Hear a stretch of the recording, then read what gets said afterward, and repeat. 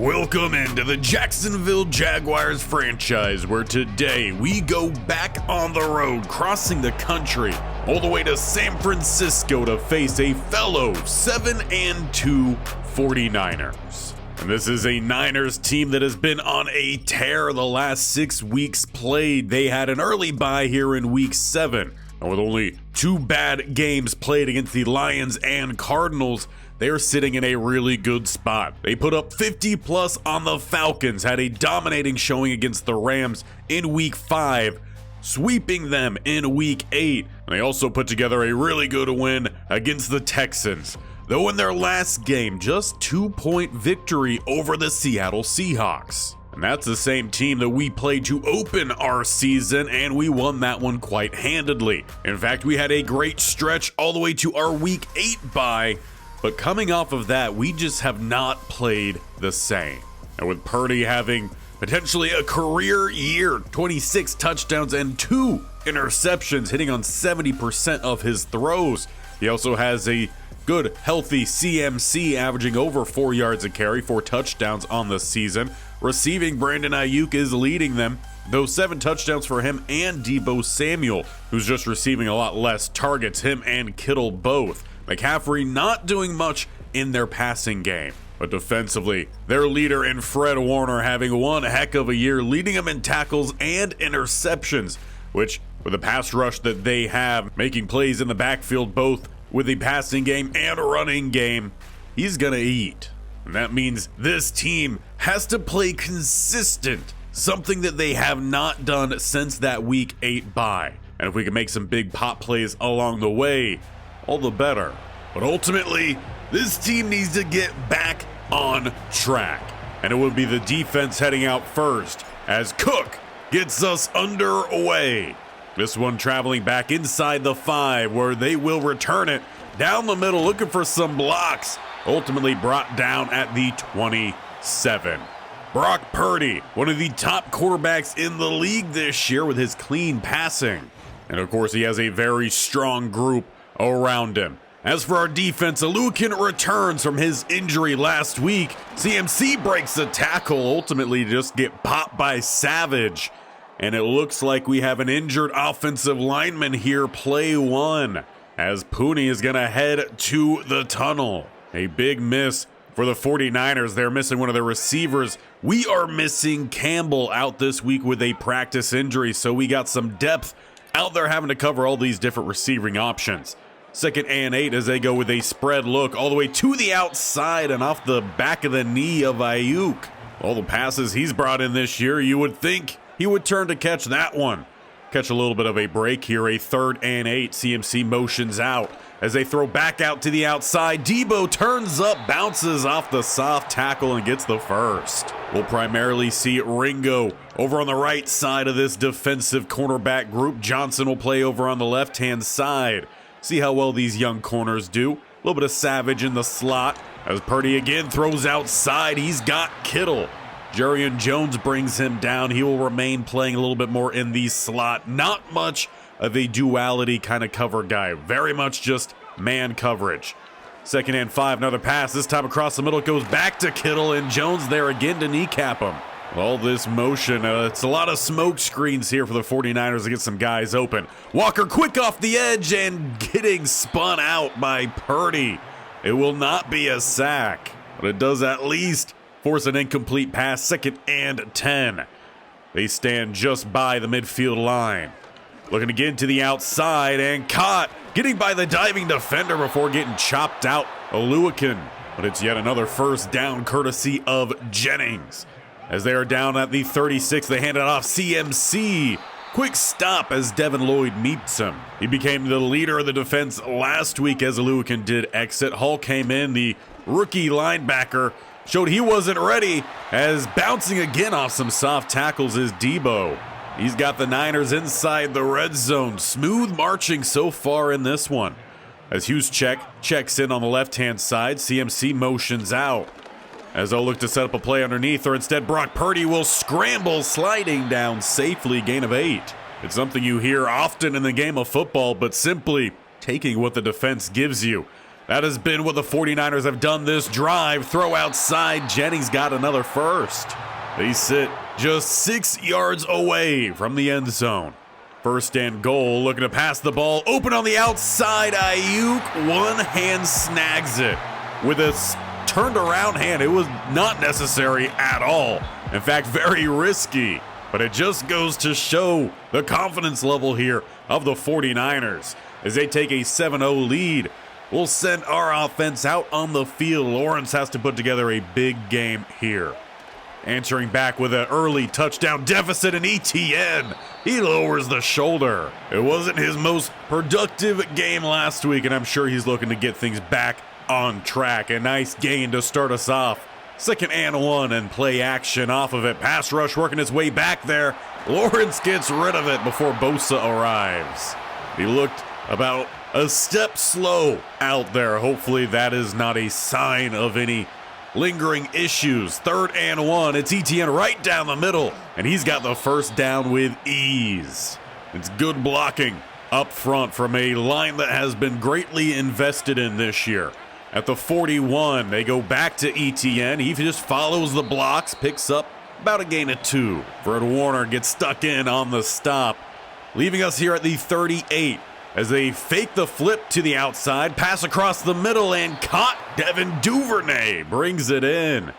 Took a nice little hit at the point of the catch. Sends us to the 30.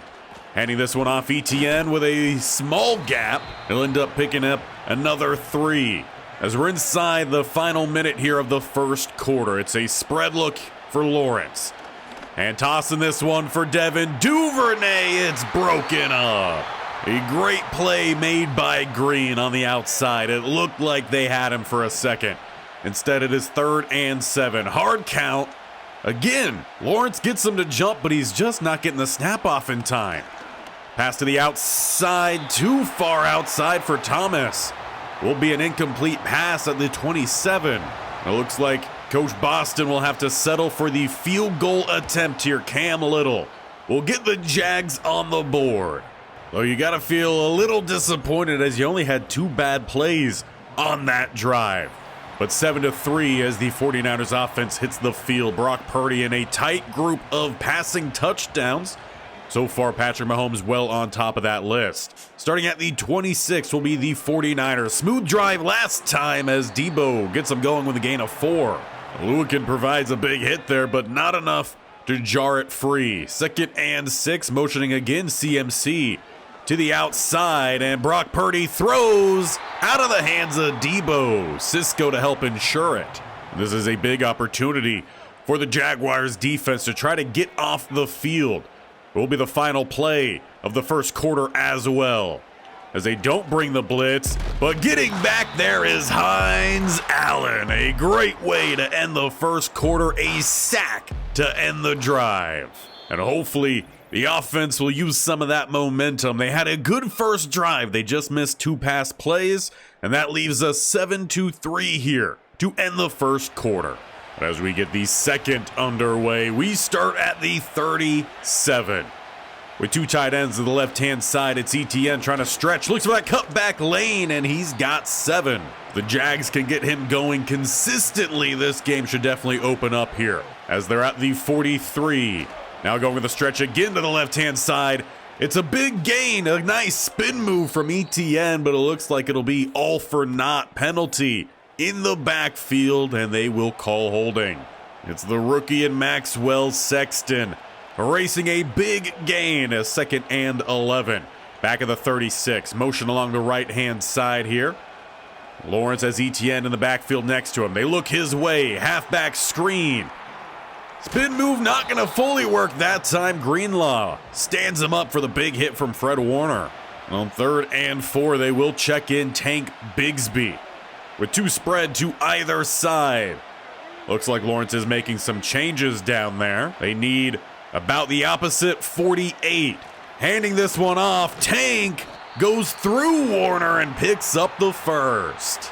He did not get that one by much, but you don't have to get it all the time. Game of inches here at the 47. Motion again right-hand side as they look to set up the passing play. Lawrence, he's going to bail to the right-hand side with plenty of grass, sliding down about a gain of 15.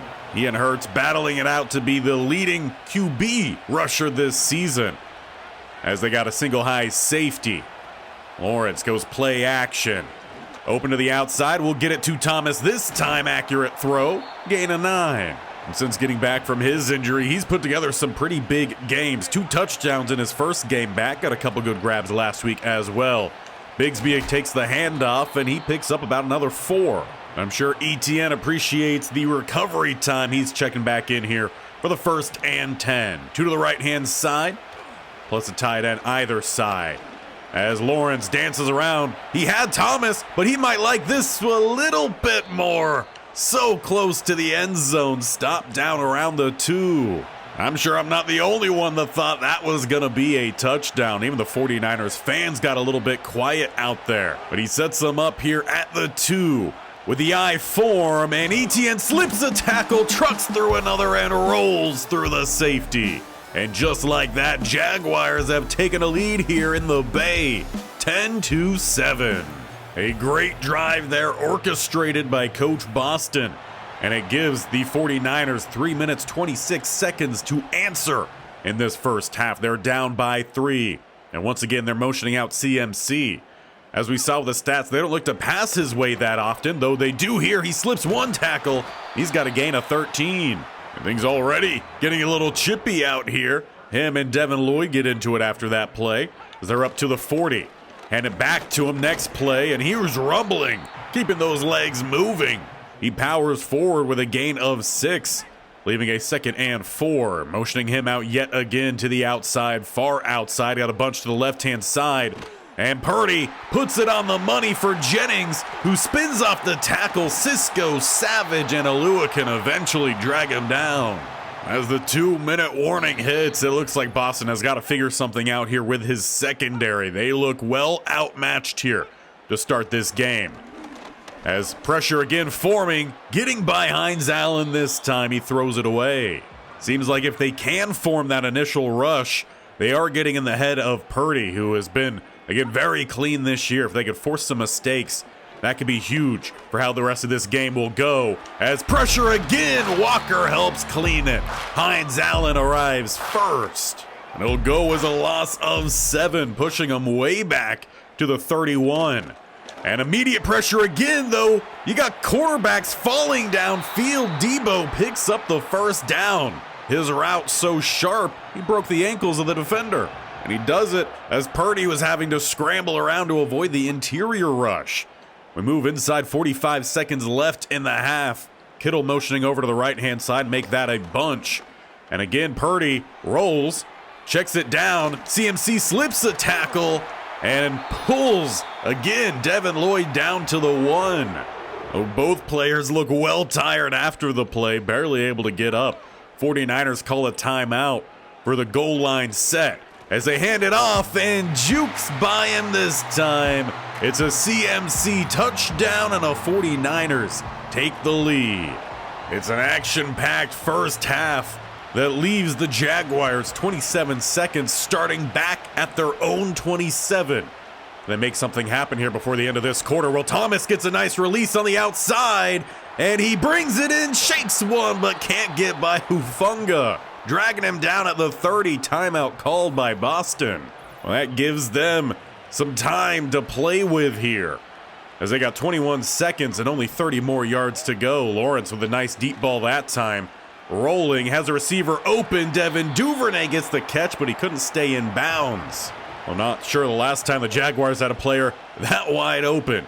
16 seconds left as they go to the outside, and a great stop from Greenlaw. Had the blockers out there, but they didn't quite get out there enough. 3rd and 7, 11 seconds left in the half. And they've got him again. Duvernay into the end zone. That is how you end an action-packed first half. Jags regain the lead as they march down the field, finding a touchdown in less than 27 seconds. But for an offense that looked so disjointed the last couple weeks, that is a great response going up against a much higher caliber team than that they've faced the last 2 weeks in the Titans and the Colts. But let's take a break from this game and take a look around the league. And first off, we start with said Colts team as they are hosting the Seahawks and they pick up a big win. That's 2 wins in a row now for them as they had the bye week last week, 31-21, as the Seahawks drop closer to 500. Tampa Bay, they host the Packers, and it's the Packers laying waste to the Buccaneers, 43-14. Love with 3 touchdowns in that one, Josh Jacobs with 2, Baker Mayfield threw 6 interceptions. And now for the Tennessee Titans, as they're playing down in New Orleans, they pick up their second win in a row. Closer game, 27-24. And with the rest of our division doing very well today, picking up wins, that means this one is even more imperative for us to make sure we keep our hold at the top of the AFC South. We start the second half with possession at the 32. And it looks like they're going to go right to Etienne, get him going back again early. He takes a good hit there from Blair. And already we got some laundry on the field, and it's going to be holding out the gate. They get Quinn Miners. Makes it 1st and 19.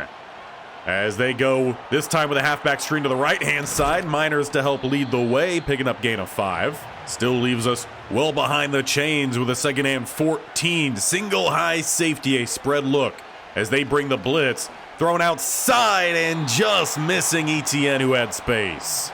Lawrence, who had a really good drive to end the first half. Expect him to find that quick little check down. 3rd and 14, hard count, no one jumps. Lawrence letting his guys reset then, as they've got a big gain they got to pick up here. Lawrence, eventually he takes it right-hand side, takes on Warner, who brings him down 2 yards shy of the line to gain. But Boston keeps the offense on the field here at the 40. This is risky. Hard count, and they get the edge man to jump. This time, it works out for Lawrence. And it makes a 4th down conversion really simple when you don't even have to snap the ball. Now at the 45. Motion right side. They get this one to Thomas. He takes on the safety with a good tackle. Don't really think Thomas is much of the make moves in open space kind of guy, more that physical catch kind of guy. Still picks up a nice gain. The delay here and a big tackle in the backfield. Looked like Lawrence was trying to set up an RPO and the passing window just never quite open. 3rd and 5, a tight box here, and now it looks like Harrison moves early. So they get the help on 4th down. They make it harder for themselves on 3rd. Now 3rd and 10. At the 44.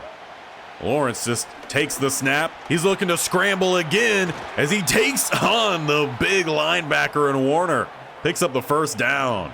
That's one way to get your team motivated when they see the quarterback willing to lay the hit. 1st and 10 plus side. Etienne looks for that cut lane and picks up 5.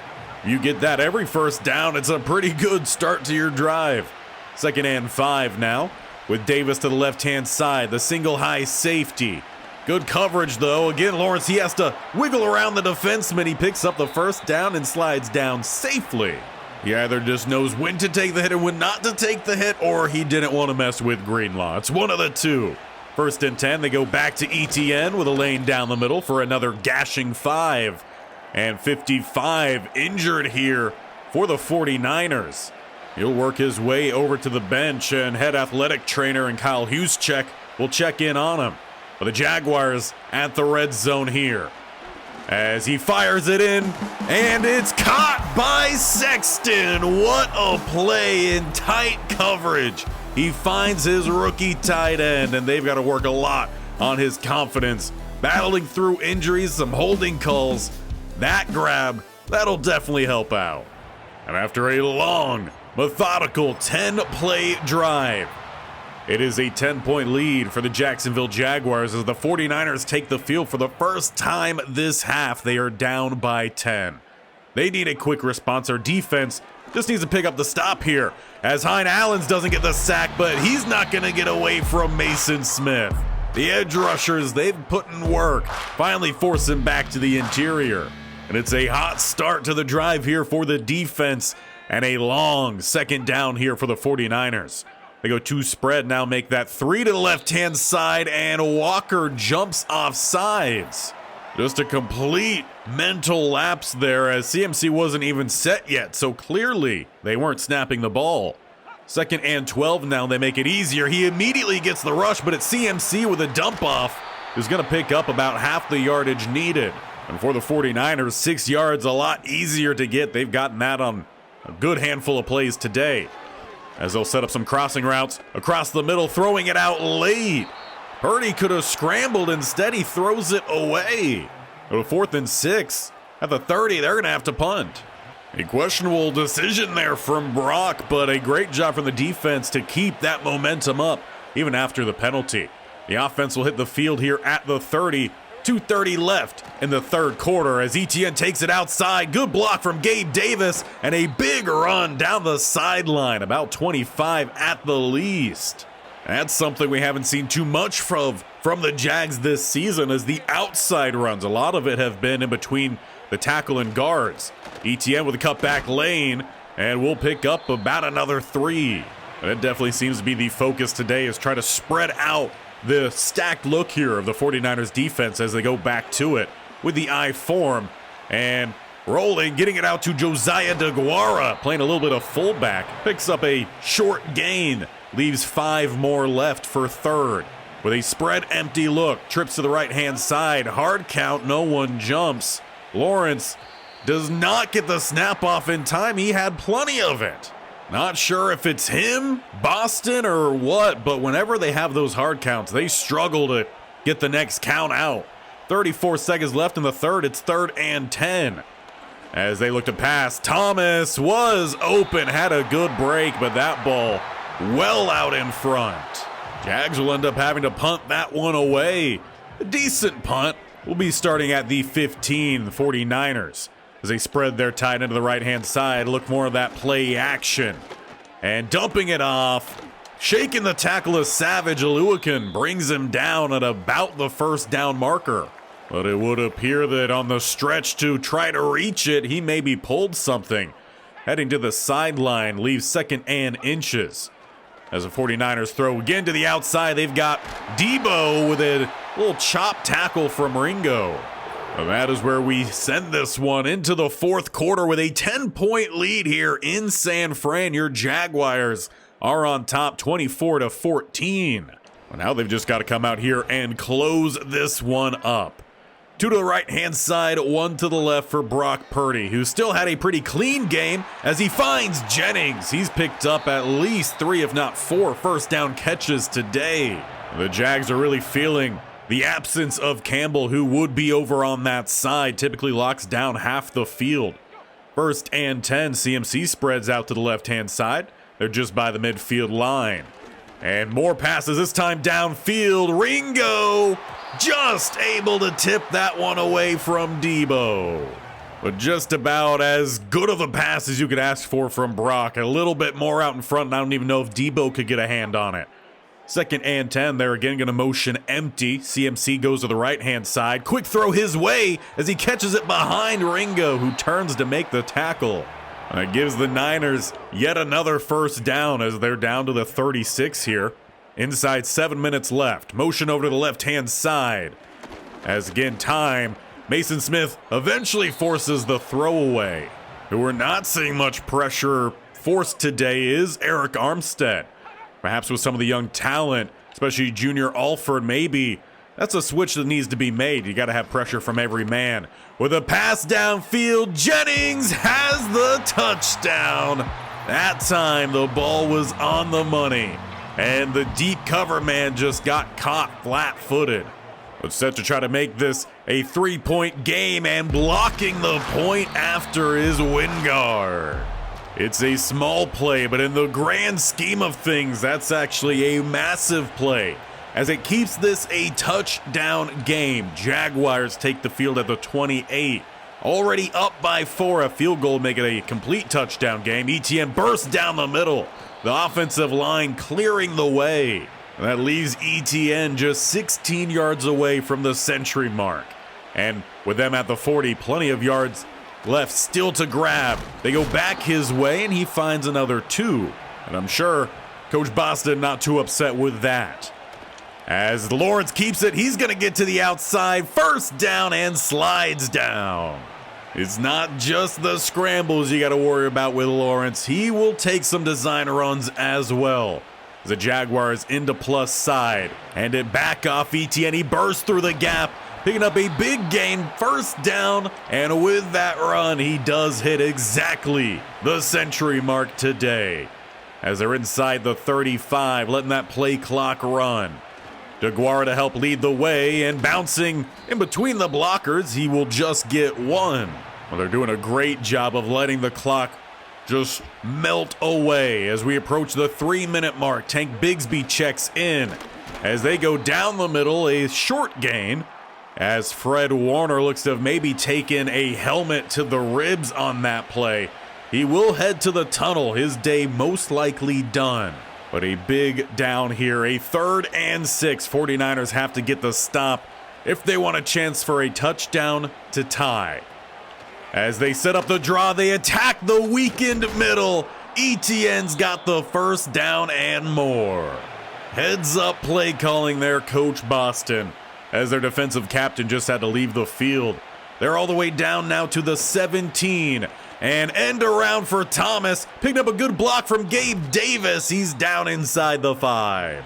Jags are about good for one of those a game, as it gets them all the way down to the 4 inside the 2-minute warning.